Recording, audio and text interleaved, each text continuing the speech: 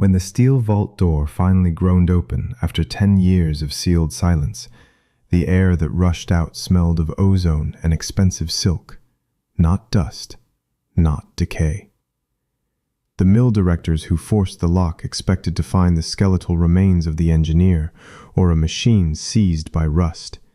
Instead, the iron weaver sat bathed in a soft, internal luminescence, its bronze housing intact, emitting a low-frequency vibration that settled in the marrow of their bones.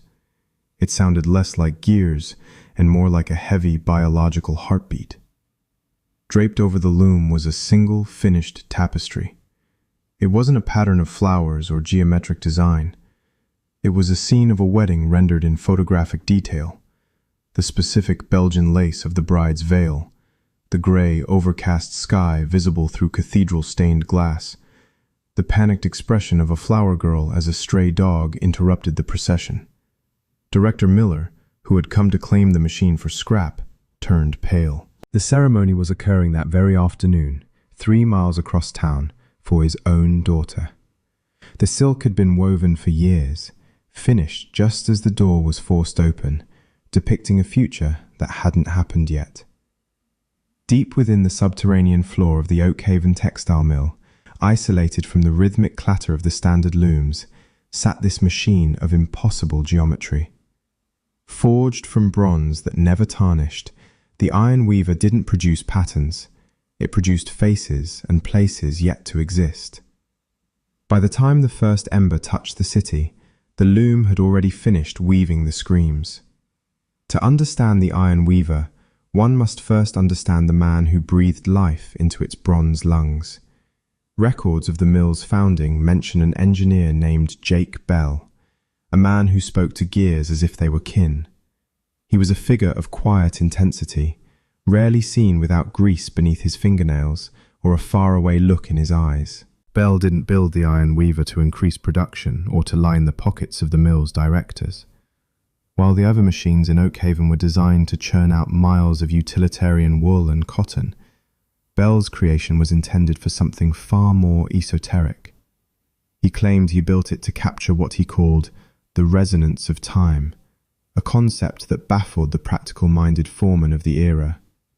The machine was housed in a vault-like chamber deep in the foundation of the mill, accessible only by a heavy brass key that Bell kept chained to his waist at all times.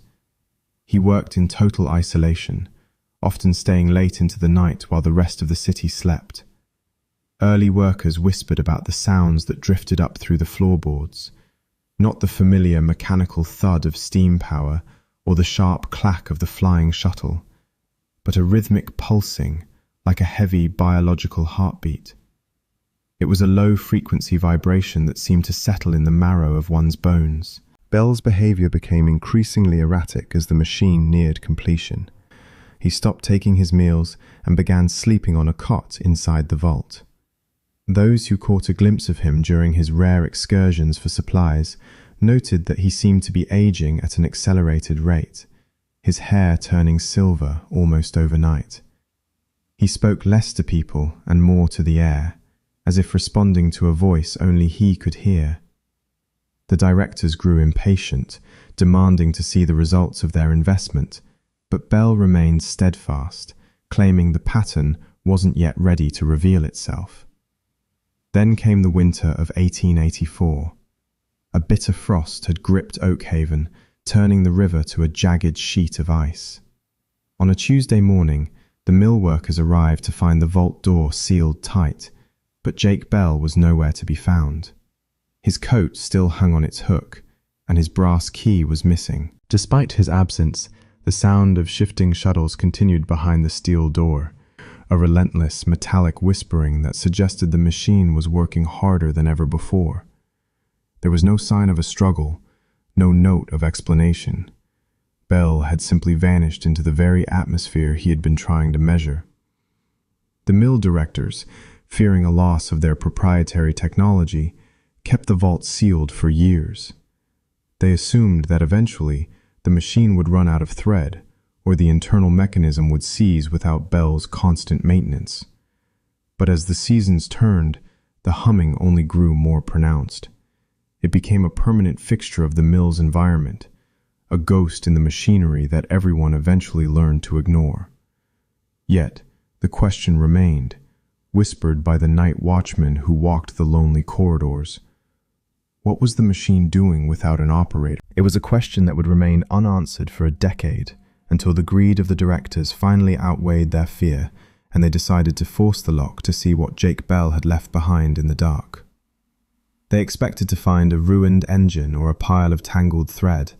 Instead, they were about to discover that the Iron Weaver had been busy documenting a history that hadn't happened yet. The silence of the architect was merely the preamble to the machine's first great revelation. Beyond that door lay a truth that would challenge everything they knew about the nature of fate and the permanence of the thread. 10 years after Bell vanished, the mill owners finally reached their breaking point. The Industrial Revolution was moving faster than the rusted gears of Oakhaven, and the directors viewed the sealed vault not as a tomb, but as a waste of valuable real estate and expensive bronze. They hired a team of locksmiths and engineers to force the steel door, expecting to find the skeletal remains of Jake Bell or a machine seized by decades of neglect. Instead, when the heavy door finally groaned open, the air that rushed out was clean, smelling faintly of ozone and expensive silk. There was no dust. The floor was immaculate, and in the center of the room, the Iron Weaver sat bathed in a soft, internal luminescence. It was silent for the first time in a decade. Draped over the iron frame was a single, finished tapestry. It wasn't the chaotic mess of threads the directors expected. It was a masterpiece of such intricate detail that it looked like a photograph rendered in silk. As the men approached, the lead director, a stern man named Miller, turned pale. The image on the loom was a chillingly accurate depiction of his own daughter's wedding. The ceremony was occurring that very afternoon in the cathedral across town. The tapestry captured the specific, delicate lace of her veil, the grey, overcast sky visible through the stained glass, and even the panicked expression of the flower girl. The detail was so precise it bordered on the impossible. In the bottom corner of the weave, the loom had captured a stray dog interrupting the procession, a detail that Miller's assistant confirmed via a messenger just moments later. The directors stood in a heavy, suffocating silence. This wasn't a commemorative work created after the fact.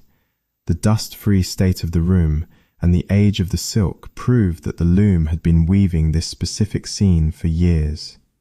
It had finished the final stitch just as the door was forced open. Panic began to replace their initial greed. They looked at the machine, its bronze gears now still and cold, and felt a primal sense of wrongness. A machine that followed the laws of physics should not be able to observe an event years before the participants were even born. They searched the room for hidden lenses or telegraph wires, but there was nothing. Only the solid stone walls and the monolithic presence of the Iron Weaver. The machine hadn't just recorded the future, it had anticipated it with a mechanical indifference that was more terrifying than any ghost story. As they rolled up the tapestry, the silk felt unnaturally heavy, as if it held more than just thread. It was warm to the touch, retaining a residual heat from the weaving process. Director Miller refused to look at the image again, ordering the vault to be relocked immediately. But the seed of a new kind of greed had been planted in the minds of the other directors. If the machine could see a wedding, could it see a market crash? Could it see the death of a rival? They began to wonder if the machine was merely recording the future, or if the act of weaving was what dictated the events themselves. If the thread was pulled tight on the loom, did a life somewhere else tighten in response? The first unveiling had proven that Jake Bell hadn't just built a clock, he had built a map of destiny. The directors realized that they didn't just own a mill, they owned the horizon.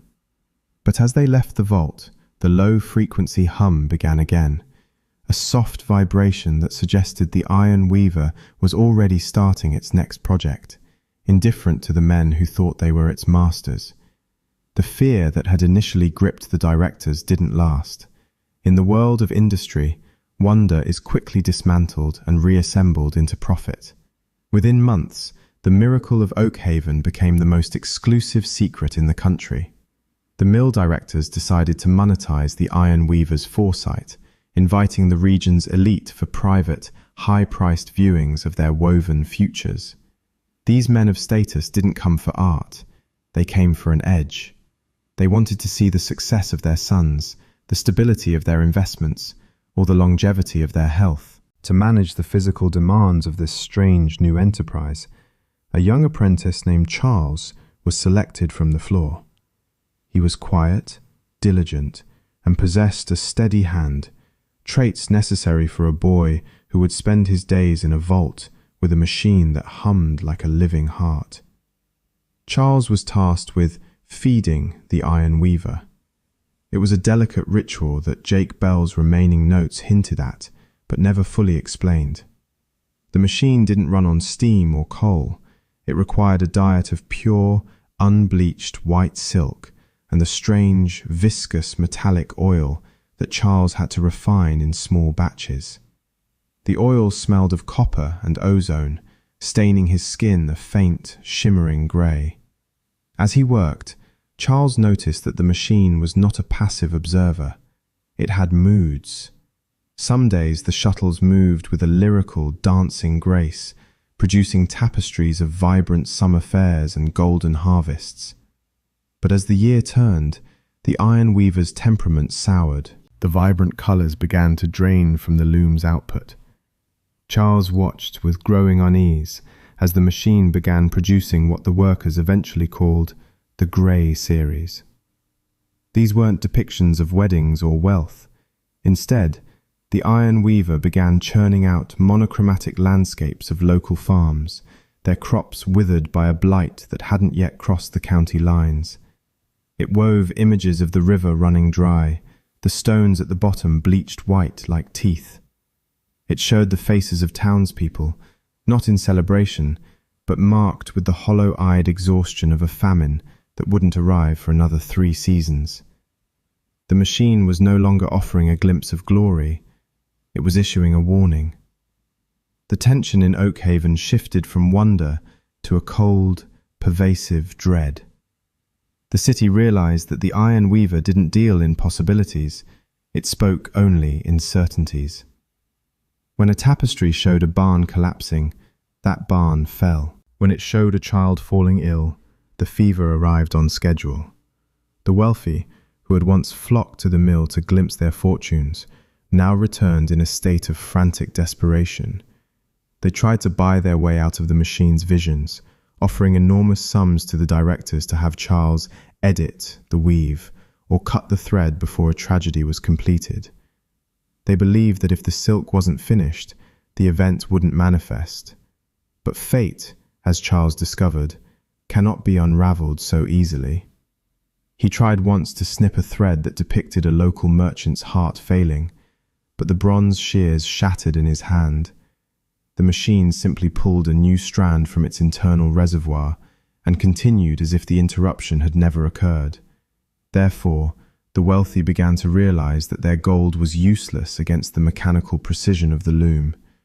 They were trapped in a narrative they couldn't control, watching their own ruin take shape in the subterranean dark. Charles felt the weight of these secrets more than anyone. He was the one who saw the disasters coming while the sun was still shining. He realized that the iron weaver wasn't just a prophet, it was a cold, indifferent witness to the inevitable decay of everything they built. As the visions of the Grey Series began to manifest in the streets of Oakhaven, the initial awe surrounding the iron weaver curdled into a frantic, collective hysteria. It was no longer a marvel of engineering, it was a mechanical judge, passing sentences that no one could appeal. The turning point arrived when the loom began a massive, intricate tapestry depicting the collapse of the city's primary bank, an institution that held the life savings of the mill directors and the retirement funds of the working class alike. The image showed the bank's grand marble columns crumbling into a pile of white dust, while a crowd of desperate citizens clamored at the locked iron gates. Fear is a powerful motivator, but for men whose entire identities were built on the accumulation of capital, the threat of financial ruin was a force of nature. A group of the mill's most influential investors, led by a man whose face had already appeared in the Grey series as a pauper, decided that the only way to save their future was to break the machine that saw it. They didn't believe in the sanctity of Jake Bell's creation. They believed in the power of iron and the finality of a broken gear. On a humid Tuesday night, they bypassed the guards and forced their way into the vault, carrying heavy industrial bars and sledgehammers. Charles stood in the corner, his grey-stained hands trembling as he watched the men approach the iron weaver. He had seen the machine resist the smallest of shears, but these men were bringing the full weight of their desperation to bear. They shouted over the low-frequency hum, their voices cracked with a mixture of terror and rage. "If the weave stops," the leader cried, "the bank stands." They jammed a 3-inch thick iron bar directly into the primary drive gears, the very heart of the machine's mechanical logic. They expected the sound of snapping bronze and a sudden, blessed silence of a dead engine. The iron weaver didn't break. It didn't even slow down. Instead, the bronze gears began to pulse with a sickly, ethereal blue light that seemed to bleed out from the metal itself. The iron bar, rather than stopping the rotation, began to glow a dull orange before turning a brilliant white.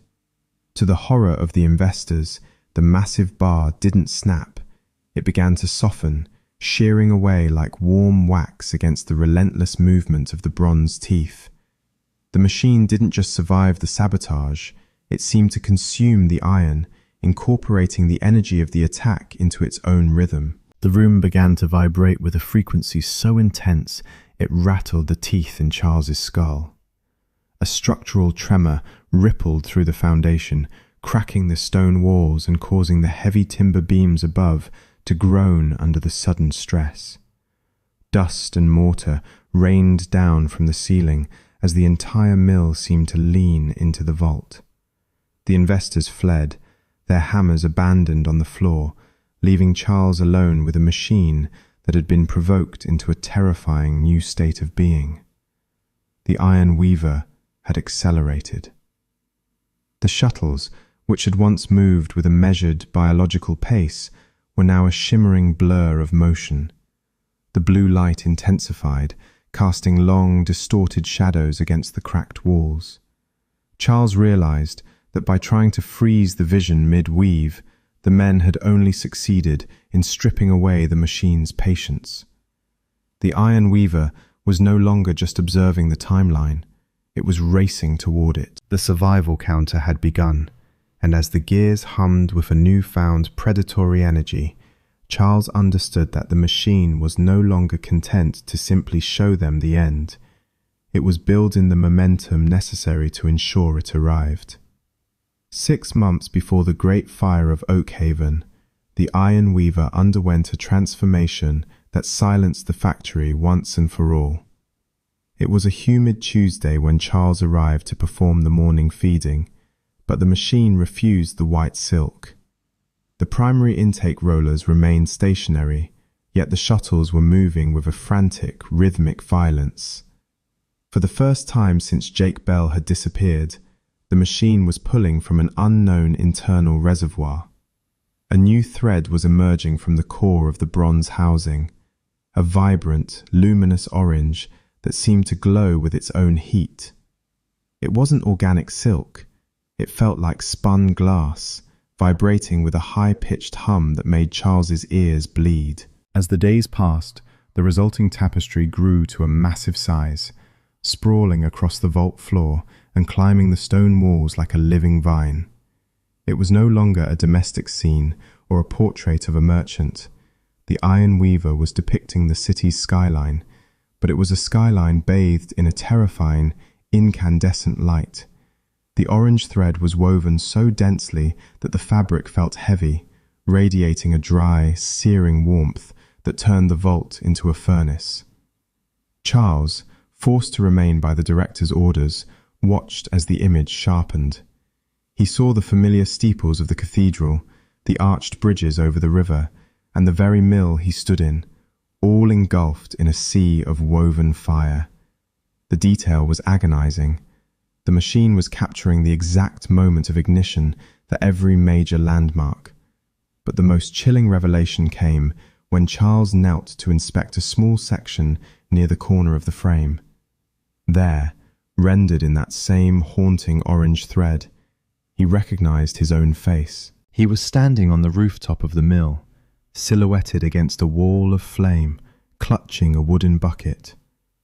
In the weave, the bucket was tipped over, completely empty.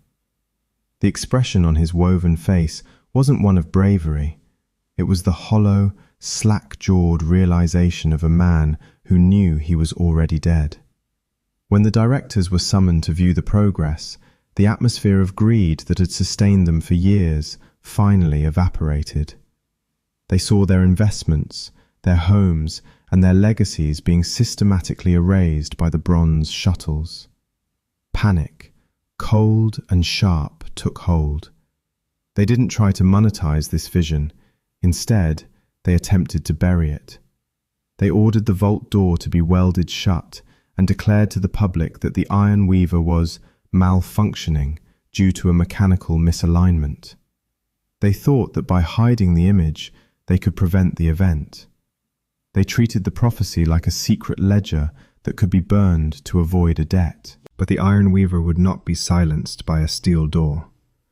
Within 48 hours of the vault being sealed, a strange phenomenon began to plague the mill. A thick, acrid smell of smoke began to permeate the lower levels, even though no fire was present in the building. The walls of the vault became too hot to touch, and the night watchman reported hearing a sound like a forest fire roaring behind the metal. It was as if the machine was generating the physical conditions of the disaster within its own confined space. The air in the corridors grew thin and dry, tasted of ash and copper. Charles spent his nights outside the mill, staring at the roof, wondering if the empty bucket was already waiting for him. The vision of the ember had moved beyond the silk. It was now a physical presence, a heat that was slowly consuming the reality of Oakhaven before the first spark had even been struck in the world above. The heat emanating from the sealed vault eventually became a physical weight that the structure of the Oakhaven mill could no longer support. On the sweltering eve of the disaster, the iron weaver reached a sonic frequency that defied every law of mechanical resonance. It wasn't a hum anymore. It was a piercing, crystalline vibration that rippled through the foundations and climbed the brick chimneys. At exactly midnight, the tension peaked. With a sound like 1,000 muskets firing at once, every window in the massive mill shattered outward, raining glass onto the cobblestones like diamonds in the moonlight. The townspeople woke in terror, but there was no wind and no visible storm, only the bone-shaking scream of the bronze machine. While the other workers fled into the night, Charles found himself drawn back toward the epicenter. He didn't move out of duty, but out of a hypnotic, terrible curiosity. He used a heavy pry bar to break the welds on the vault door, which was now glowing a dull, sickly violet. When the seal finally broke, the pressure differential nearly knocked him flat. The air inside didn't smell like a factory. It smelled like a lightning strike. The iron weaver was no longer just a loom. It had become a blur of incandescent motion, the bronze shuttles moving so fast they created a continuous curtain of golden light. Charles stood paralyzed, mesmerized by the final movements of the machine. The heavy iron frames, once soot-stained and cold, had turned a translucent, glowing red, as if the metal itself were being converted into pure energy. The internal reservoir of orange thread was flowing out in a torrential stream, weaving the final details of the city's destruction with a frantic, predatory grace. The machine wasn't just predicting the fire anymore, it was singing it into existence. Each metallic shriek from the gears seemed to correspond with a distant sound from the city, a horse's panicked neigh, the shouting of a watchman, the first crackle of dry wood. As the first real spark ignited in a small bakery 3 streets away, the loom began to wail. It was a sound that mimicked the city's coming steam sirens, a haunting, mechanical lament that rose and fell with the flickering light of the bobbins. The heat in the vault was now unbearable, singeing Charles's eyebrows and blistering the skin on his forearms, yet he could not look away. The tapestry was reaching its conclusion. It was a massive, bird's-eye view of Oakhaven, rendered not as a living city, but as a charcoal skeleton draped in a shroud of orange silk. In that moment of absolute clarity, Charles realized the horrific truth that Jake Bell had hidden in the gears. The loom wasn't a prophet. It wasn't a passive observer of a future that might be. It was an anchor. Every stitch it placed in the silk was a tether to a physical event, pulling the future toward the present with the irresistible force of a celestial body. The fire wasn't happening because the loom saw it. The fire was happening because the loom was weaving it. The machine was the cause, the catalyst, and the conductor of the symphony of destruction. Therefore, the empty bucket in the weave wasn't a warning for Charles to find water. It was a statement of the futility of his existence. He watched the final shuttle lock into place with a definitive, bone-jarring thud.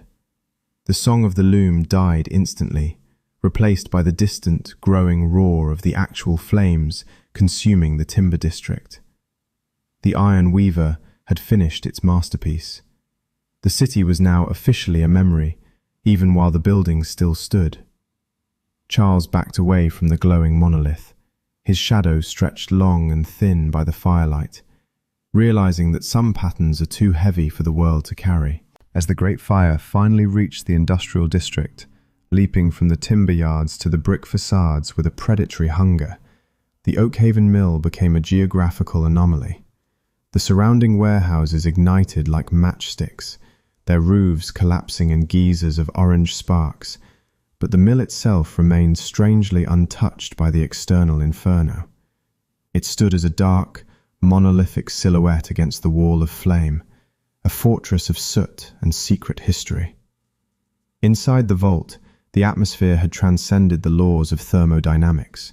Charles, huddled in the far corner of the stone chamber, watched as the very air seemed to warp and ripple. It wasn't just heat, it was a vacuum. Witnesses who managed to escape the nearby tenements later claimed that the Great Fire didn't just burn the mill district. It seemed to be sucked into it. The towering sheets of flame that should have consumed the brickwork were pulled inward, spiraling toward the vault's high windows as if feeding a starving beast. The iron weaver was no longer a machine of distinct parts. Its bronze frame, forged by Jake Bell to withstand the pressures of time, began to glow with a white-hot intensity that surpassed the fire outside. Charles shielded his eyes, but he couldn't block out the sound, a low, melodic thrumming that vibrated through the soles of his boots, matching the frantic rhythm of his own pulse. The reckoning had arrived. The machine was not merely destroyed by the fire, it was consuming the event it had summoned. Charles watched in a state of terrified awe as the solid bronze pillars of the loom began to soften. They didn't melt into a shapeless puddle on the floor. Instead, the metal became fluid, moving with an intentional, capillary action. The bronze flowed into the warp and weft of the massive tapestry, coating the orange silk in a shimmering metallic skin. The fabric and the machine were fusing, two disparate elements becoming a single, impossible entity. The image of the burning city was being cast in permanent metal, a three-dimensional record of Oakhaven's extinction. The heat was so localized and intense that the stone walls of the vault began to vitrify, turning into a jagged black glass. Charles felt the oxygen being stripped from the room, replaced by a metallic tang that tasted of copper and old coins. He realized then that the iron weaver was performing its final task. It was preserving the moment of its own completion. As the bronze frame collapsed into the silk, it created a monolithic slab of woven metal that stood upright amidst the swirling embers. It was a monument to the inevitable, a physical anchor that held the memory of the fire long after the flames themselves would die out. When the dawn finally broke over the smouldering ruins of the city, the mill was a hollowed-out husk, its interior gutted by a heat that no water could have quenched. Yet, the subterranean vault remained largely intact, cooling into a strange, blackened shell. The directors were gone, their fortunes turned to ash, and the elite who had sought their futures in the silk were now refugees in their own streets. Charles was the last to leave the ruins. He walked past the fused mass of bronze and silk, touching it one last time. It was cold now, colder than the morning air, but beneath the surface he could still feel a faint, rhythmic tremor. The iron weaver hadn't died in the fire. It had simply changed its state of being. It had moved from a process of creation to a state of permanent record, a silent witness to the wreckage it had precisely orchestrated. The reckoning of bronze was complete, leaving behind a mystery that would wait in the dark for a century. Decades passed, and the blackened husk of the Oakhaven Mill became a silhouette that the modern world preferred to ignore. The city eventually rebuilt itself in concrete and glass, layering new lives over the charcoal of the old, but the subterranean foundation of the mill remained a geographic scar. It wasn't until the early 21st century that a group of urban explorers, equipped with high-intensity lanterns and digital recorders, breached the rusted remains of the vault. They expected to find the skeletal remains of Victorian industry, shattered bobbins, rusted gears, and perhaps the heavy scent of stagnant water. Instead, they found a room that seemed to have been carved out of a single, obsidian-like stone. The vitrified walls still held the ripple marks of the intense heat that had once transformed the very molecular structure of the rock. In the center of this dark cathedral, the iron weaver was gone. In its place stood a single, jagged pillar of fused silk and bronze, nearly 10 feet tall and tapering toward the ceiling like a frozen flame. It was a monolithic slab of woven metal, its surface a chaotic yet intentional landscape of ridges and valleys. To the casual observer, it looked like a piece of abstract sculpture, but those who brought their lights close saw the impossible. Beneath the translucent metallic sheen, the threads of orange silk were still visible, suspended in the bronze like insects in amber. They weren't just preserved, they were glowing with a faint, rhythmic pulse of electric blue light that flickered just beneath the surface of the metal. The explorers reported a sensation that defied logical explanation. As they approached the pillar, the air grew thick with a low-frequency vibration that didn't just rattle their equipment, it matched the rhythm of their own heartbeats. One member of the team reached out to touch the jagged surface, expecting the bite of cold metal. Instead, he withdrew his hand in a state of shock, claiming the pillar felt alive, vibrating with a suppressed energy that seemed to be communicating through his skin. When they reviewed their digital recordings later, the audio was corrupted by a rhythmic, metallic thrumming that sounded like a heavy shuttle moving across a loom at a distance of 100 years. As the team documented the base of the pillar, they cleared away a century's worth of silt and ash to reveal a heavy bronze plate. Etched into the metal with a precision that surpassed the capabilities of 19th century tools was a signature: Jake Bell. But it wasn't the name that froze the blood of the lead investigator. It was the date accompanying it. The inscription was dated a full century after Bell's recorded disappearance in the winter of 1884. It was as if the architect had returned from the void to sign his masterpiece only after the world had forgotten his face. The most disturbing discovery, however, was found in the flickering blue lights. Using high-resolution macro lenses, the explorers captured images of the internal weave. Within the depths of the fused bronze, they didn't see the great fire or the ruins of old Oakhaven. They saw flickering, high-definition images of a city that hasn't been built yet. A sprawling metropolis of shimmering glass towers and aerial transit lines, all engulfed in a different kind of catastrophe. The Iron Weaver wasn't a dead relic of the industrial age. It was an active archive, still processing the data of a timeline that stretched far beyond the lives of those standing in the room. It was a silent witness that refused to be silenced, a mechanical god that had traded its gears for a state of permanent, vibrating observation. They left the vault in a hurry, feeling the weight of a history that was still being written beneath their feet. The archive was open, but the truth it held was a burden that no modern mind was prepared to carry. Today, the site of the Oakhaven Mill is a silent scar on the edge of a modernizing city, hidden behind a perimeter of rusted chain-link fencing and warning signs. Officially, the area is restricted due to extreme structural instability and the lingering presence of industrial toxins. However, those who live in the encroaching suburbs tell a different story. They speak of a low-frequency hum that vibrates through the floorboards of their homes on humid Tuesday nights, a sound that matches the rhythmic thumping of a heavy, biological heart. Local legends have evolved, transforming the Iron Weaver from a Victorian curiosity into a mechanical ghost that refuses to be exorcised from the soil. Modern investigators, equipped with seismic sensors and electromagnetic scanners, have noted that the grey blight and the Great Fire were merely the opening chapters of the machine's portfolio. The fused pillar of bronze and silk in the vault is not a static monument, it is a living archive.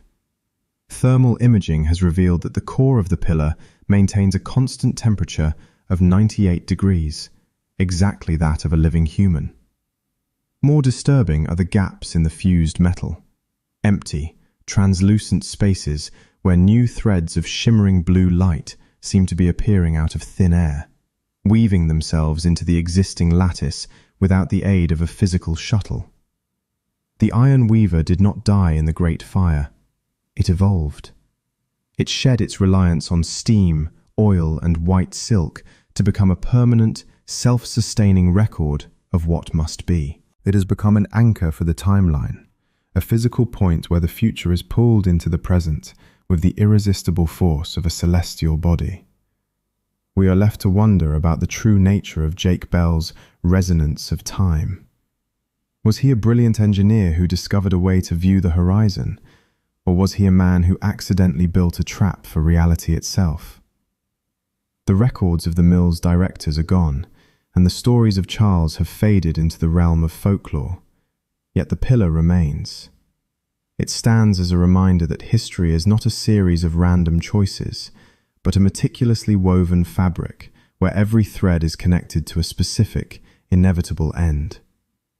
Some researchers suggest that the machine is now weaving the fate of the entire modern world, capturing the rise and fall of civilizations in its metallic weft.